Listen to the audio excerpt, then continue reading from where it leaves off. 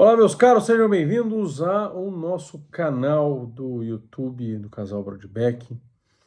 Estamos gravando essa aula também para a comunidade Família Brodbeck. Ela vai constar lá, vai constar aqui também aberto para vocês que não assinam a comunidade Família Brodbeck, mas veem esse vídeo no nosso canal. Então já considerem assinar a comunidade para ter acesso não somente aos vídeos que nós temos neste canal, mas tantos outros vídeos, aulas, mais de 300 horas de conteúdo. Meu nome é Rafael Vitola Brodbeck e vocês estão num espaço aqui do YouTube destinado à reflexão dos assuntos envolvendo a família católica, a formação integral do casal católico e da formação católica. Eu gostaria de refletir com vocês hoje a respeito do número 61 da Familiares Consórcio. Familiares Consórcio é um documento da Igreja, tá? É uma exortação apostólica de João Paulo II. Eu peguei a versão que está neste livro aqui. Este livro aqui é A Santidade da Família, que reúne encíclicas, exortações apostólicas e orientações do magistério sobre o matrimônio e lar cristão, publicado pela Eclésia e que tem à venda na livraria Brodbeck. Sim, se vocês estão chegando aqui de paraquedas e não nos conhecem, saibam que nós temos uma livraria, Livraria Brodbeck, e este livro está em promoção lá. O que tem essa reunião de documentos aqui? Arcanum Divini Sapientiae, Casti Connubii, Humanae Vitae, aqui sobre a abertura à vida. Vocês querem que eu fale sobre a abertura à vida também? Então escrevam nos comentários se vocês querem que eu fale sobre a abertura à vida. Eu vou gravar um vídeo se tiver um número X de comentários e se vocês compartilharem esse vídeo, curtirem, se inscreverem no canal e ativarem as notificações. Tá? Se nós tivermos muitas curtidas nesse vídeo, eu vou gravar um vídeo sobre a abertura à vida. Familiares Consórcio, que é o documento do qual nós vamos tirar nossa reflexão. Orientações Educativas sobre o Amor Humano, de 1983. Gravissima Sane, Sexualidade Humana, Verdade e Significado. Preparação para o Sacramento do Matrimônio. Carta dos Direitos da Família. Alocução de Pio XII sobre as famílias numerosas. Vejam aí, já em 58, Pio XII preocupado com essa questão das famílias numerosas. E a homilia da beatificação do casal Quattrochi do Papa João Paulo II. Pois bem, vamos pegar, então, deste volume aqui, um tema sobre, que está na Familiares Consórcio, é o número 61, a oração litúrgica e privada. Tá, mas nós estamos falando sobre família.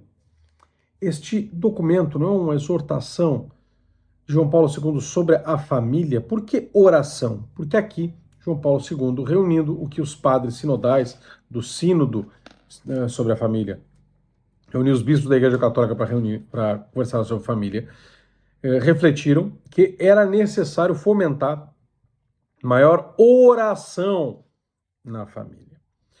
Aqui nós não estamos falando apenas da oração pessoal, certo? É bem verdade. Cada um de nós católicos, ainda que tenhamos uma família inteira católica, eu católico, minha esposa católica, os nossos filhos católicos, temos que ter oração pessoal. Eu tenho que ter a minha vida de oração pessoal, a minha meditação, o meu exame de consciência, a minha relação pessoal com Deus, individual, que não compete aos meus filhos, não compete à minha esposa. A minha esposa também tem que ter a dela, que não compete a mim, não compete aos nossos filhos. Os nossos filhos têm que ter as deles também, conforme a idade, evidentemente, e que, claro, orientados também conforme a idade por nós. E, no fundo, não compete a nós saber alguns detalhes do relacionamento íntimo de cada um dos nossos filhos com Deus, mas nós temos que saber algumas coisas para orientá-los, evidentemente, porque temos aquele papel de diretores espirituais dos nossos filhos enquanto eles estão crescendo e até que eles arranjem o diretor espiritual deles mesmos. O fato é, eu tenho que ter a minha vida de oração. Cada pessoa de uma família católica, de uma família cristã, precisa ter a sua vida de oração pessoal. Né? O que eles conversam, o que cada um de nós conversa com Deus, por exemplo, na missa. Cada lição que cada um de nós individualmente tira da homilia do padre na missa, das leituras bíblicas na missa, das orações da missa. O que cada um de nós individualmente conversa com Cristo quando comunga e após comungar. Isso é algo individual. No dia a dia, a oração da manhã, as virtudes que eu me proponho a buscar naquele dia, os exames particulares que eu tenho que fazer ao longo do dia, verificando se eu estou conseguindo alcançar aquelas virtudes e combater aqueles vícios que eu me propus. Isso tudo é pessoal. Um exame de consciência à noite em que eu vá revisar os meus erros, revisar os meus acertos, que eu vá pedir luz para servir a Deus com a generosidade no dia seguinte. Isso tudo é pessoal. A minha meditação pela manhã, 15, 20, 30 minutos, dialogando com Deus, recebendo as suas luzes, ouvindo o que Deus tem a dizer, suplicando ao Espírito Santo para que habite na minha alma. Isso tudo é individual.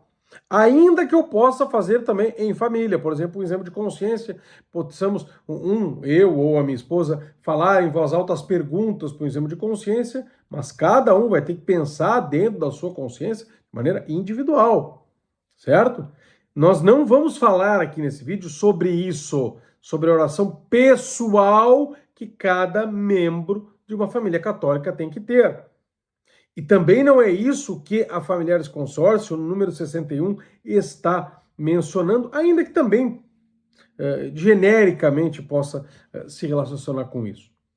O fundo desta parte da exortação e da nossa reflexão aqui não é da oração pessoal de um membro católico de uma família católica, e sim da oração familiar, ou seja, da oração em família e como ela vai se organizar.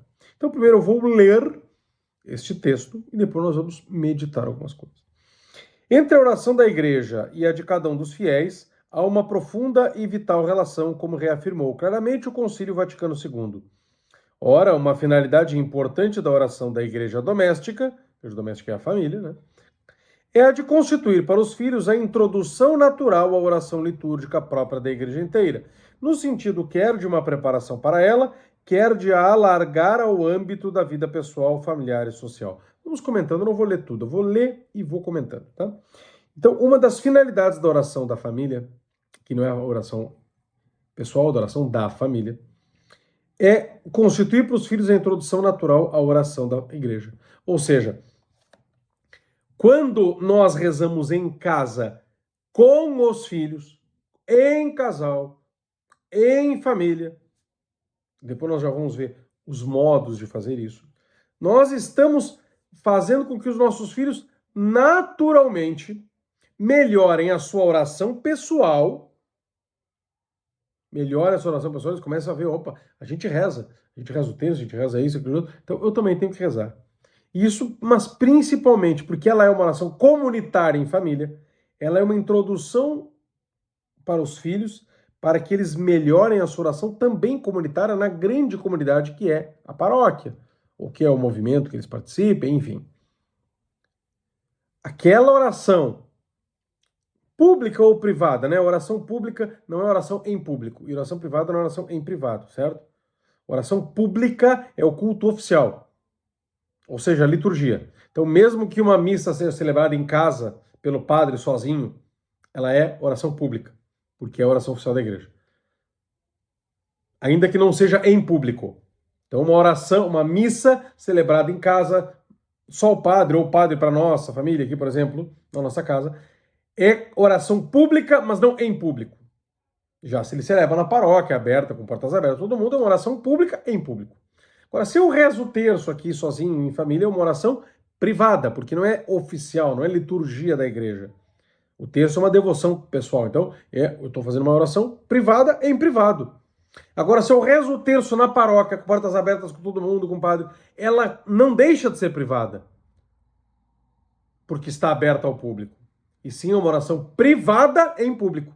Então, a oração pública em público, oração pública em privado, oração privada em privado e oração privada em público, certo? Quando nós falamos, então, em oração pública, nós não estamos falando em oração em público, necessariamente. Oração pública significa oração oficial, quer ela seja em público, quer ela seja em privado. Ficou claro? Escrevam aqui nos comentários se vocês sabiam disso. Se vocês não sabiam, deixa para depois, escreva agora. Ah, não sabia disso, obrigado por essa orientação, e aí de repente a gente até grava alguma coisa sobre isso depois, se vocês pedirem, certo? Então, esta oração privada, ou pelo menos em privado, porque nós podemos ter oração pública em casa também, ela vai preparar para a oração pública em público, na paróquia, por exemplo. Porque é uma oração comunitária. Nós estamos rezando com os nossos filhos e eles vão se preparar, alargando o âmbito da vida pessoal, familiar e social. Continua, daqui a necessidade de uma participação progressiva de todos os membros da família cristã na Eucaristia, sobretudo na dominical e festiva, e nos outros sacramentos, em particular na iniciação cristã dos filhos. Ou seja, é bem verdade que eu posso ir à missa um dia, num horário no domingo, a minha esposa no outro horário no domingo, os nossos filhos no horário. Sim, eles têm que cumprir preceito.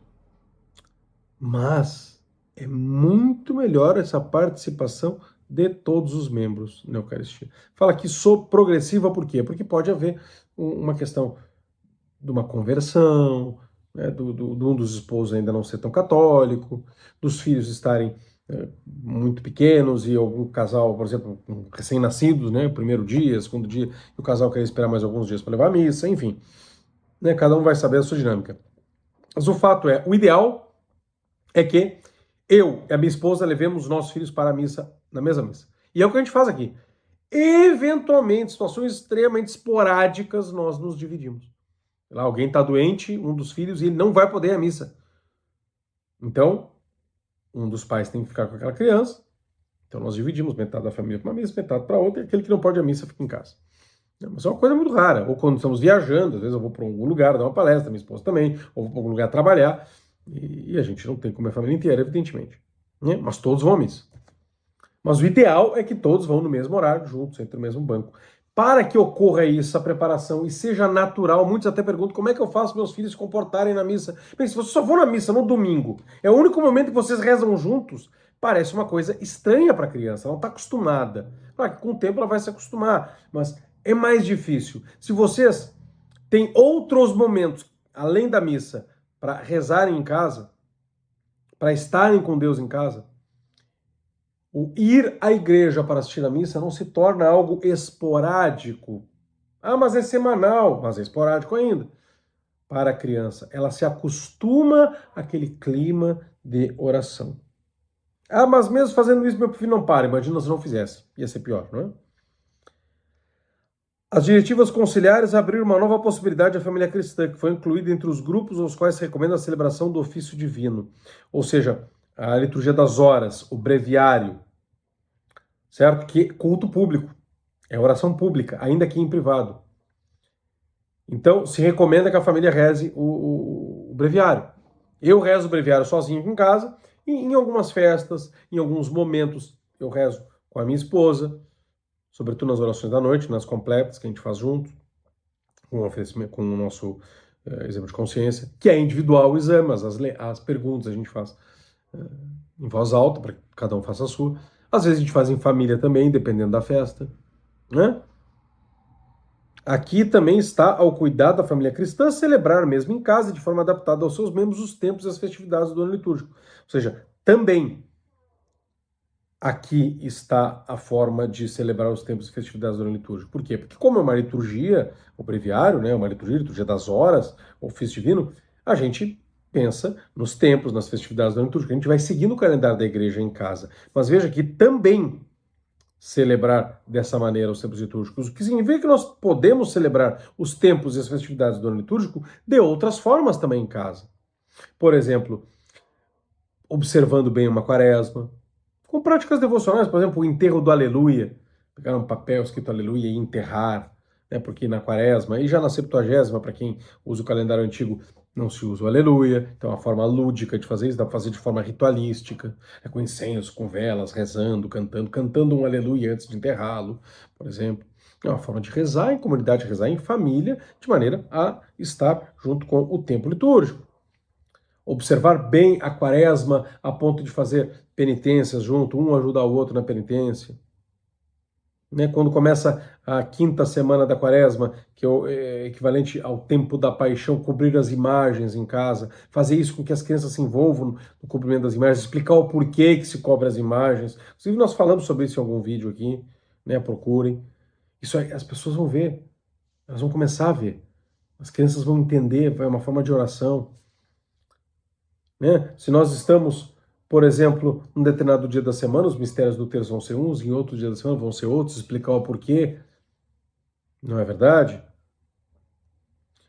Rezamos o Ângelus, mas no tempo pascal, o Regina Coeli, isso vai variar conforme o tempo, conforme as festividades. Se é um santo que é especial daquela família, o santo do nome de um dos filhos, de um dos pais, fazer uma festividade específica, um santo que a família goste muito, fazer uma receita específica para aquilo ali. Por exemplo, nós, na época do Bento XVI, nós fazíamos muito nos aniversários de Bento XVI, aniversário do Papa, aniversário de ordenação, aniversário de sagração, aniversário de eleição ao trono pontifício, aniversário de coroação, né, de início pontificado, nós fazíamos, e também o onomástico dele, né, nós fazíamos o quê? Festas com comida alemã, muitas vezes porque Bento XVI era alemão. Então a gente fazia muito isso em família, né? Aí, quando é Papa Francisco, que é argentino, então, como somos gaúchos, né? Argentino, rio-grandense, Uruguai, a mesma cultura gaúcha, nós fazemos o quê? Churrasco, que a gente faz sempre, então não é muito diferente. Mas a gente procura botar ali uma bandeira da Argentina, uma bandeira do Vaticano junto, entendeu? Junto com as carnes, fazer uma coisa mais bonitinha. É porque acompanha o ano da igreja. Acompanha o ano da igreja. Na festa do Sagrado Coração de Jesus, a Aline gosta de fazer, ela tem uma forma de bolo aqui que é em forma de coração, ela faz um bolo em forma de coração e depois pinta de vermelho aquele bolo em cima, bota morangos, faz um desenho como se fossem a coroa de espinhos na volta do coração, uma cruz ali também. Por quê? Porque é uma forma lúdica de mostrar que nós estamos naquela época. E claro, não se limita a comer, nós temos também a oração em torno disso. Na Nossa Senhora de Guadalupe, como nós somos do Reino Cristo, que é um movimento de origem mexicana, nós temos muita devoção na Nossa Senhora de Guadalupe, então nós fazemos uma fiesta mexicana, uma cena mexicana com comida típica de México acá. Então, juntamos, tomamos aqui, fazemos a comida, as crianças se envolvem, fazem os temperos, botam a mesa também, botam uma imagem de Nossa Senhora de Guadalupe na mesa, nós cantamos, né, La Guadalupana, rezamos para Nossa Senhora de Guadalupe e fazemos uma festa especial para ela. Então também é uma forma de celebrar as festividades e os tempos litúrgicos, a preparação para o Natal também, as novenas para determinados santos, para determinadas festas. Agora vai começar Pentecostes. Então nós vamos começar a novena de Pentecostes muito em breve, vamos falar sobre o Espírito Santo para as crianças, vamos nos lembrar do Espírito Santo. Tem um aspecto de catequese e um aspecto oracional, mas, sobretudo, fazemos isso com o breviário, né? Continua este documento da igreja. Para preparar e prolongar em casa o culto celebrado na igreja, a família cristã recorre à oração privada, que se apresenta sob uma grande variedade de formas. Esta variedade, enquanto testemunho da riqueza extraordinária com a qual o Espírito anima a vida cristã, responde às diversas exigências e situações da vida de quem se volta para o Senhor. Ou seja, existem inúmeras formas de fazer esse culto doméstico. Existem inúmeras formas de fazer esse culto em privado, na família. Quer reproduzindo o culto público em família, por exemplo, como já foi dito pela recitação comunitária em família do breviário, né? As vésperas, as laudes, as completas, oração pública em privado, quer oração privada mesmo em privado. Porque aqui se recorre à oração privada, aqui você está falando da oração privada mesmo. Então, por exemplo, vai se falar depois, né? O terço, a leitura do evangelho do dia, a meditação. Mas a meditação não é algo pessoal? É pessoal. Mas e por que não eventualmente, por exemplo, num domingo, uma vez por mês, ou numa festa específica, o pai de família ou a mãe de família conduzir aquelas crianças que já são maiores um pouco a uma meditação que vai ser feita pessoalmente, mas conduzida por alguém. Então, com o mesmo tema, com algumas leituras, que o pai ou a mãe pregue, como se fosse um pequeno retiro. E claro, cada um no seu íntimo, a partir daquelas instruções do pai e da mãe, vai tomar suas decisões, tomar os seus frutos, fazer suas anotações, ter o seu diálogo com Deus, depois um tempo de deserto, uns 5, 10, 15 minutos de deserto para conversar com Deus a partir do que foi refletido, mas a direção da reflexão ser dada pelo pai e pela mãe. Por que não, eventualmente, fazer isso? Né? Ou ler o evangelho do dia e refletir. E aí o pai ou a mãe dão alguma reflexão pequena. Dependendo da idade da criança, do adolescente, abrir também para perguntas sobre aquele texto, ou para próprias reflexões. Daqui a pouco tem um filho que é adolescente e ele pode fazer uma reflexão, né? Esse texto me chama a atenção, por isso aquele outro, vendo que Jesus cura aquele doente, isso mostra o seu amor para com os pecadores. Daqui a pouco um adolescente ou uma criança tem alguma luz do Espírito Santo para falar para nós a respeito daquele texto. Ou a leitura breve. Tem vários livros, a minha biblioteca católica tem um, a Legenda Áurea tem outro, sobre os santos do dia. Quem sabe a leitura de manhã cedo de uma brevíssima biografia dos santos daquele dia. A gente acompanha o calendário litúrgico e também a partir disso reza. A partir daí ora. Pede, Senhor, que o exemplo desse santo nos sirva para que nós possamos te amar cada vez mais, te servir, enfim, fazer alguma oração a partir disso. Não é simplesmente um enriquecimento intelectual para conhecimento da vida do santo, não. Que isso se transforma em virtude, se transforma em diálogo com Deus. E por que fala da variedade? Porque, em primeiro lugar, testemunha a riqueza com qual o Espírito Santo anima a oração cristã. O Espírito Santo dá uma graça multiforme, ele é muito rico. Nós temos unidade na doutrina, unidade nos sacramentos, unidade no governo, mas nós não temos unidade nas expressões da nossa piedade. Aí nós temos uma diversidade na unidade. Ou seja, unidade não é uniformidade. Certo? E isso também responde, como diz o documento, às diversas exigências e situações da vida. Ou seja, algumas pessoas vão ter mais inclinação a determinado tipo de oração, a determinado tipo de piedade. A família só pode se reunir de noite, então eles vão fazer mais um exame de consciência. A família só pode se reunir por volta do meio-dia, vão rezar um ângelus. A família só pode se reunir de manhã cedo, então eles vão fazer uma oração específica. Ah, a família não é dada a algo muito intelectual, vão ter um tipo de oração. Ah, ela é mais dada a algo intelectual, vão ter outro tipo de oração. As crianças são pequenas, a oração vai ser de um jeito, as crianças são maiores, a oração vai ser de outro. Então, as exigências da vida, as situações da vida. Uma família com uma espiritualidade mais carmelita vai rezar de maneira diferente de uma família com uma espiritualidade mais jesuítica, ou mais beneditina, ou mais franciscana, por conta das próprias espiritualidades também. A própria preparação para a recepção dos sacramentos, né? Tem algum filho que está se preparando para a comunhão, ou para se confessar, para receber a Cristo, isso tudo envolve a família também. E não somente a aula na paróquia ou a aula em casa, no nosso caso, nossos filhos foram exclusivamente catequizados para a primeira comunhão e confissão em casa, também envolve a família, que nós nos alegramos com o filho que vai receber os sacramentos. Também aumentamos o nosso diálogo com Deus em relação a isso. E fomentamos naqueles que ainda não recebem esses sacramentos o desejo de um dia receberem. A devoção e a consagração ao coração de Jesus. Então, um padre entronizar o coração de Jesus. Nas primeiras sextas-feiras do mês, a gente fazer um culto específico ao coração de Jesus. A gente se lembrar das virtudes do coração de Jesus. Que nós temos que amar a Cristo como Cristo nos amou. Que nós temos que amar o próximo como Cristo nos manda que nós amemos. Entender que ali é o coração que muito amou e que pouco amor recebe. E arrependeu dos nossos pecados. Na festa do coração de Jesus e na festa de Cristo Rei, lembrar que esse coração quer reinar sobre toda a sociedade, não somente sobre a igreja, mas sobre a economia, sobre a política, sobre a cultura, sobre a mídia, sobre o Estado, sobre as nossas decisões, sobre as nossas ações, sobre a nossa família. A bênção da mesa, né? Rezar, pedindo que Deus abençoe os alimentos, depois de comer, agradecer pelo alimento tomado.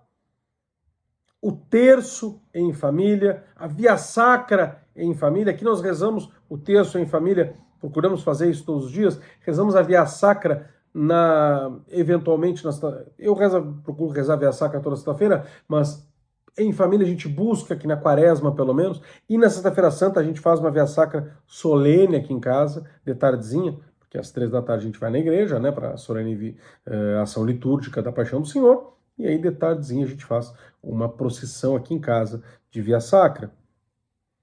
Não é? Então, nós precisamos, sim, ter este culto doméstico com os nossos filhos, porque eles aprendem a rezar, aprendem a sua oração pessoal, porque muitas dessas expressões do culto doméstico vão ser da oração pessoal, só que tornada comunitária. Por exemplo, quando a gente dirige uma meditação, a gente vai estar ensinando nossos filhos a meditarem. Quando a gente dirige um exame de consciência, a gente está ensinando nossos filhos a fazer seus próprios exames de consciência. A gente faz uma consagração do dia, a gente vai incentivar os nossos filhos a lerem, a estudarem sobre isso e fazer sua própria oração. E aí nós temos livros de oração, por exemplo, Devocionário a Cristo Rei. Os nossos filhos usam como seu livro de orações diário. Tem para vender na livraria Broadback também com desconto. Devocionário a Cristo Rei. Tem orações da manhã, orações da noite, orações para várias circunstâncias. Orações para depois da comunhão, orações antes da comunhão. O que nós podemos fazer assim como um culto doméstico? Então cada família vai saber se adaptar. Quem sabe se consegue um horário no dia, durante 40 minutos, por exemplo, em que se vai ler o Evangelho. É uma sugestão. Ler o Evangelho do dia. O pai faz uma pequena meditação, se abre um tempo para perguntas ou para que as crianças deem aquilo que o Espírito Santo está inspirando acerca dessa meditação. Depois rezam pelas várias necessidades da família, das pessoas que pediram oração, se canta alguma música no violão, no órgão, se canta algum hino tradicional em português, quem sabe em latim também. Depois se reza o terço. É uma boa, não é?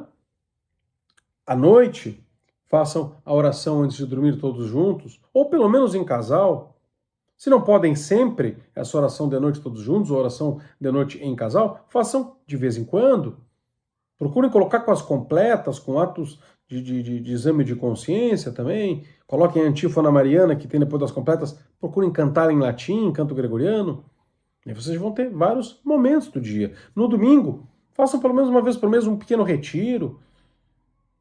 São modos de termos uma oração pública e privada no âmbito familiar. Oração pública como culto oficial, oração privada como culto particular.